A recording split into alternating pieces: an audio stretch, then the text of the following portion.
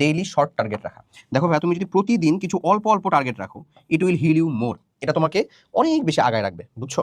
অনেক বেশি আগায় রাখবে। শর্ট টার্গেট রাখবা, not too much long. Let's say তোমার ওই যে কাজ ক্ষমতা শক্তি আমাদের অর্ণব ভাই, ধরো নাও তুমি অর্ণব ভাই হচ্ছে তোমাদের এই ক্লাসটা নিছে 4টা পার্টে, প্রত্যেকটা পার্ট 1 থেকে 1 ঘন্টা 15 মিনিট এরকম 4টা পার্টে ক্লাস নিছে। তুমি চিন্তা করতেছো তুমি এইটা হায়ার ম্যাথের জ্যামিতি চ্যাপ্টারটা, তারপরে হচ্ছে পদার্থের গঠন চ্যাপ্টারটা, ওটার ওখানকার একটা করে টপ পার্ট করবা, একটা করে নোট করে করে একটা করে পার্ট করবা।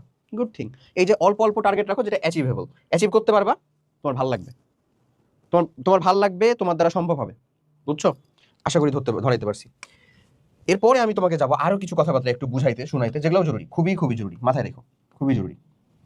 সেটা হচ্ছে তার মধ্যে, আরে ফোন দিয়া মরে যাচ্ছে মনে হচ্ছে। দেখো, কম্প্যারিজন কমানো।